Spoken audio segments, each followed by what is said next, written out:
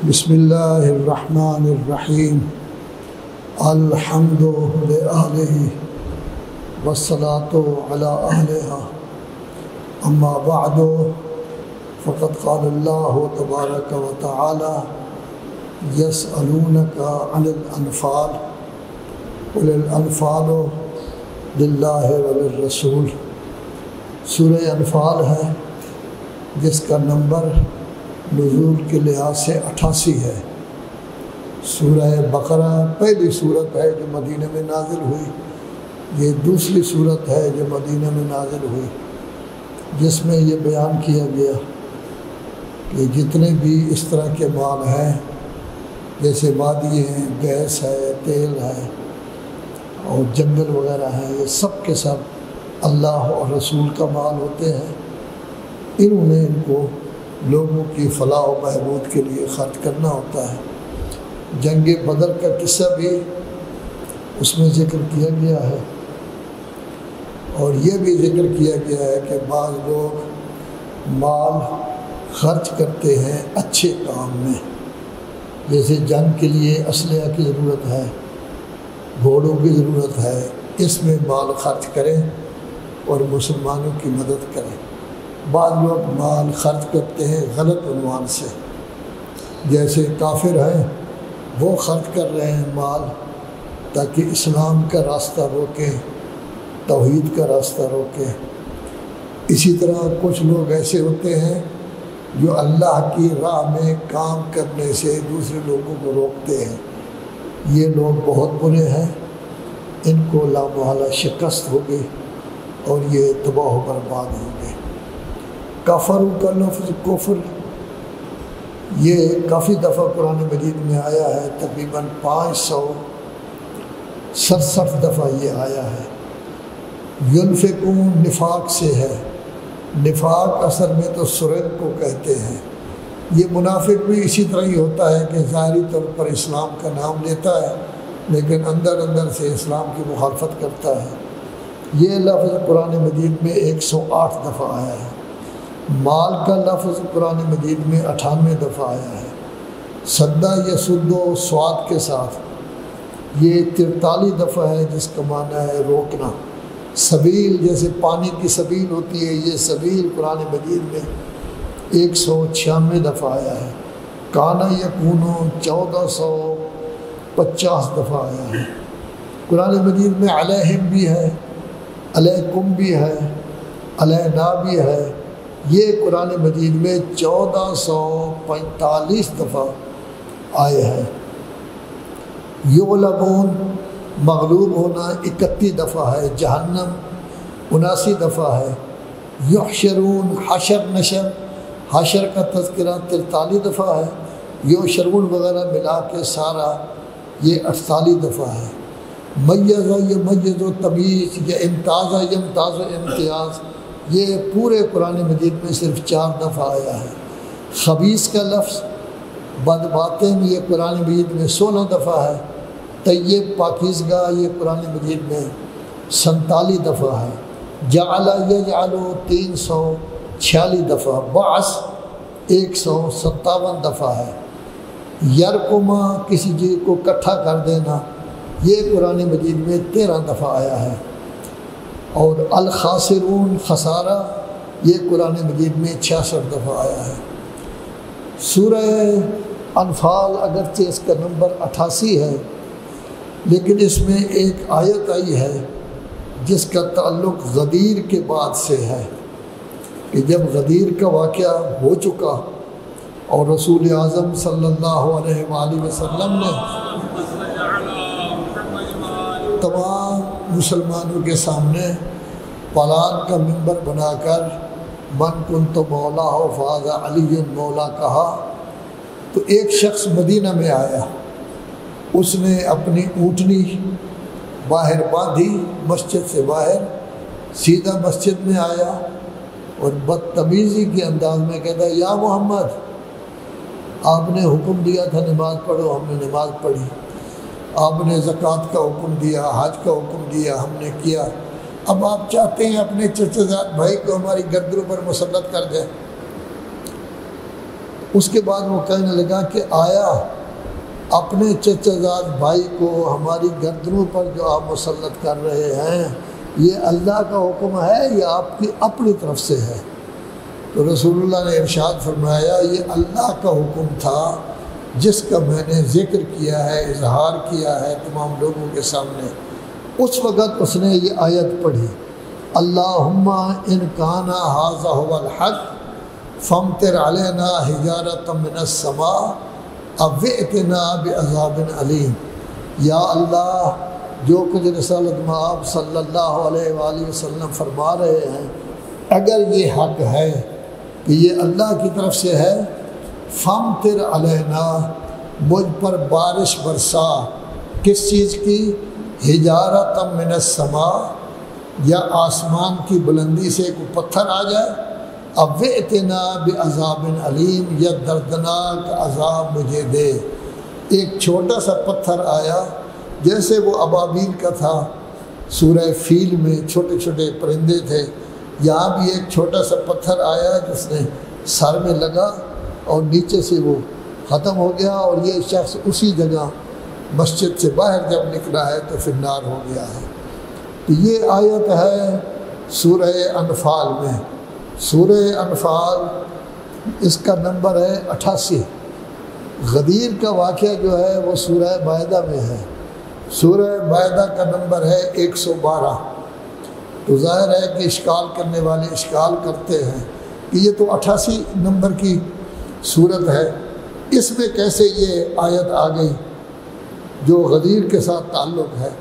اصل یہ ہے کہ آیت تو نازل ہو چکی ہے، اس نے غدیر کے موقع پر اس آیت کو خود پڑھا ہے جو سورہ انفال میں ہے کہ جو کچھ آپ فرما رہے ہیں کہ یہ اللہ کا حکم ہے، اگر یہ حق ہے تو آسمان سے بارش برسا پتھروں کی یا عذاب علیم، نہ یہ کہ یہ آیت اس وقت نازل ہوئی، یہ آیت پہلے نازل ہو گئی تھی، اس نے اس کو جو ہے وہ پڑھا ہے۔ اب اس پر عذاب آیا ہے، لیکن اللہ تبارک و تعالیٰ خوشخبری ہمیں سنا رہا ہے کہ اے علی مسجد کے مومنین، اللہ تبارک و تعالیٰ کے عذاب سے آپ بچنا چاہتے ہیں تو اس کی صرف دو صورتیں ہیں۔ ایک صورت تو یہ ہے کہ جب تک رسالت مآب صلی اللہ علیہ وآلہ وسلم اس دنیا میں موجود ہیں اس وقت تک اجتماعی عذاب مسلمانوں پر نہیں ہوگا۔ اب تو رسول اللہ 11 ہجری کو اس دنیا سے چلے گئے۔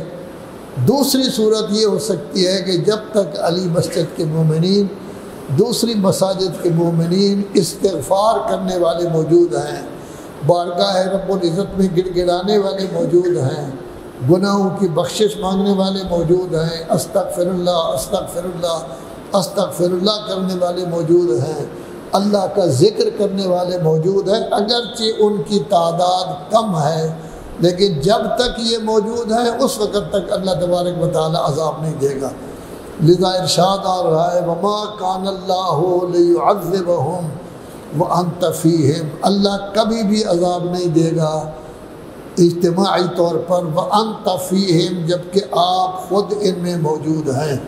وَمَا كَانَ اللَّهُ مُعَذِّبَهُمْ وَهُمْ يَسْتَغْفِرُونَ، اور اللہ پھر بھی عذاب نہیں دے گا اگر کچھ استغفار کرنے والے لوگ موجود ہیں۔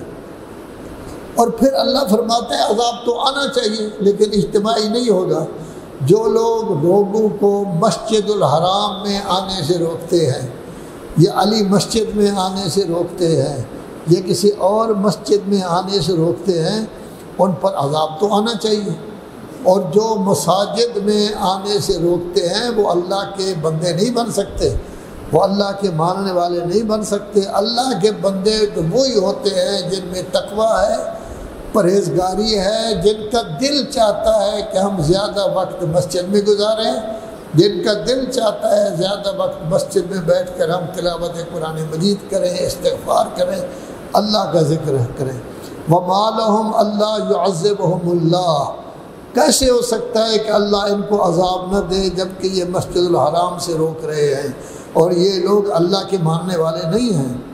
ان اولیاءہ، اللہ کے ساتھ محبت رکھنے والے تو وہی ہیں جو متقین ہوتے ہیں، لیکن اکثر لوگوں کو علم ہی نہیں ہے کہ ہم نے کیا کام کرنا ہے کیا نہیں کرنا۔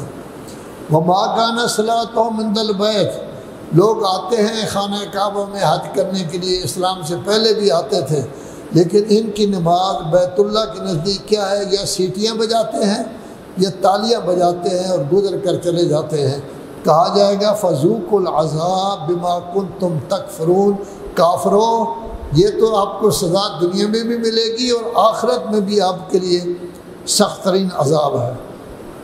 جو لوگ اچھے کاموں میں مال صرف کرتے ہیں اللہ ان کے مال میں برکت بھر دیتا ہے، لیکن جو کافر ہیں وہ مال خرچ کرتے ہیں لیصدوا عن سبیل اللہ، تاکہ اللہ کے راستے کی طرف نہ آنے دے۔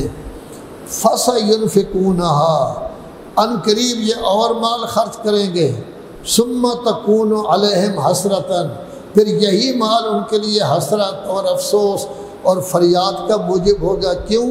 ثُمَّ يُغْلَبُونَ، جنگ میں مال خرچ کریں گے لیکن ان کو شکست ہو جائے گی، پھر کہیں گے او ہو ہمارا اتنا مال بھی خرچ ہو گیا اور ہمیں شکست بھی ہو گئی ہے۔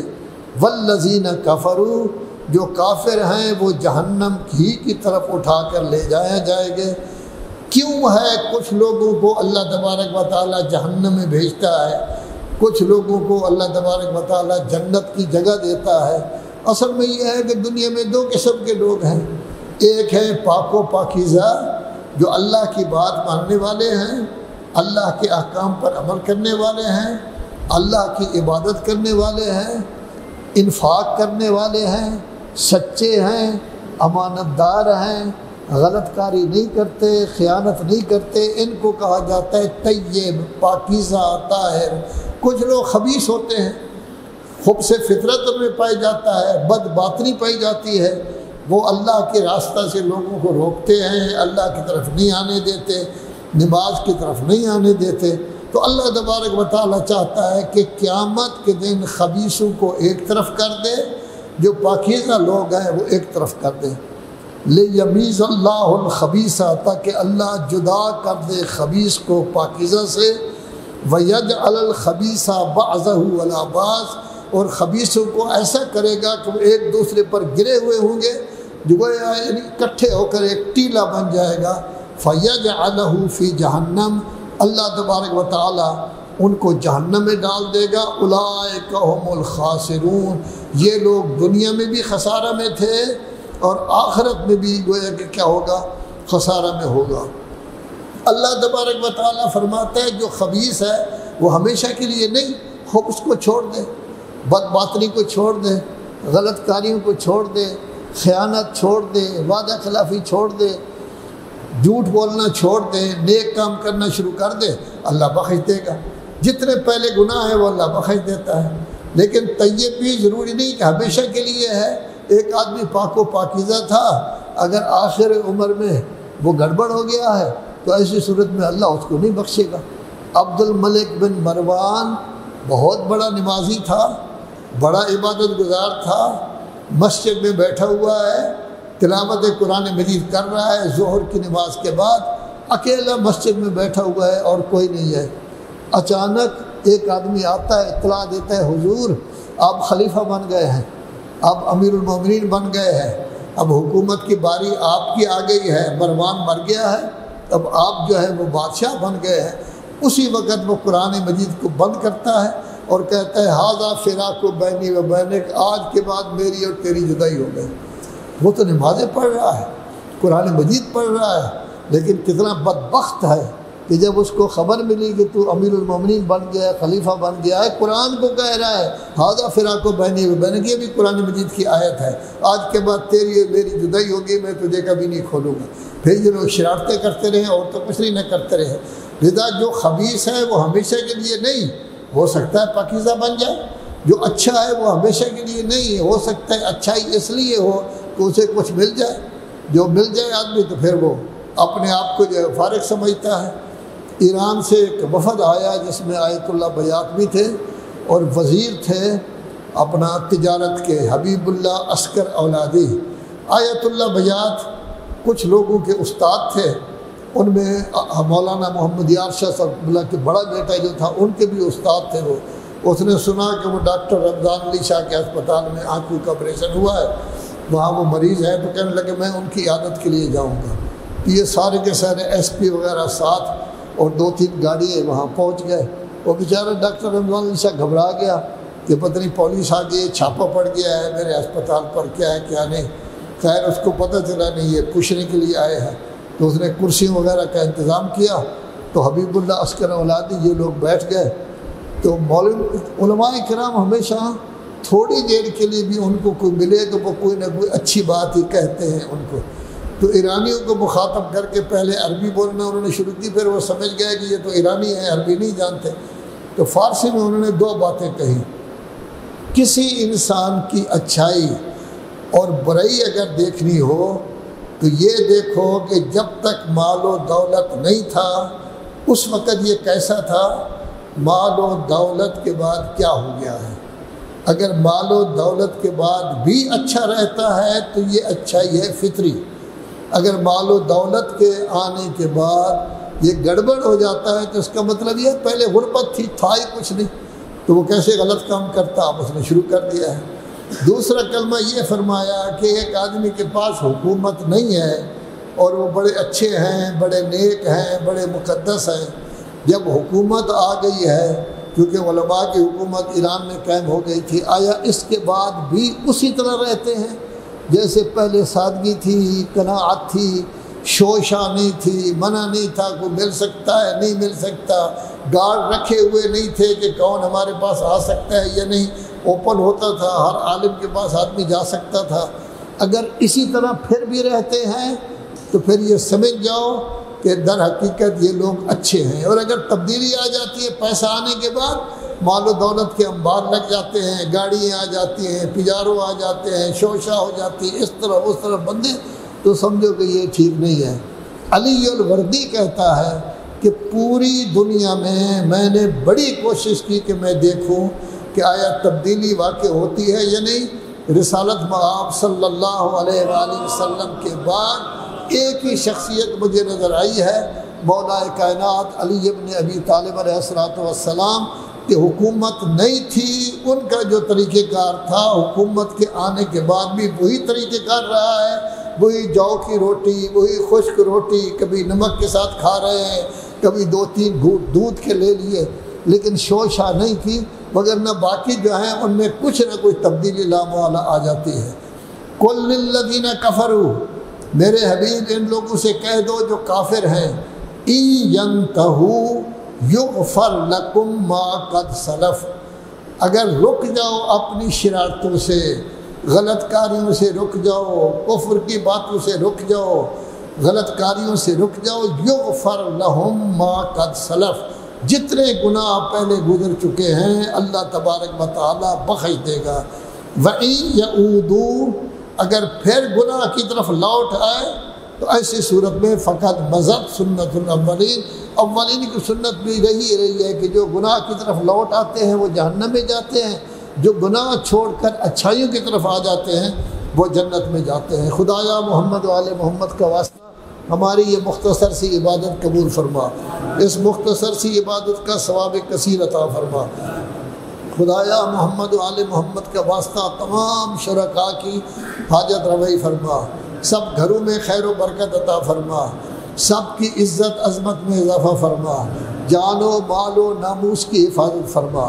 خدایا محمد و آل محمد کا واسطہ سب کو صحت و سلامتی کے ساتھ طول عمر عطا فرما، موت سے پہلے مغفرت اور بخشش عطا فرما. ہمارے جو ساتھی چلے گئے ہیں ان کے درجات بلند فرما، جو موجود ہیں ان کی توفیقات میں اضافہ فرما، اسلام کا بول بالا فرما، امام زمانہ کا ظہور جلد فرما، ملت مسلمہ کی مشکلات امام کے صدقہ میں دور فرما. خدایا تجھے اپنی عزت و جلالت کا واسطہ ہم سب کو سوائے اپنے کسی کا محتاج نہ بنا. سرگودا میں ایک بشیر حسین خان تھے، بڑے اچھے مومن تھے، وہ اس دنیا سے چلے گئے ہیں. نجف اشرف میں ایک طالب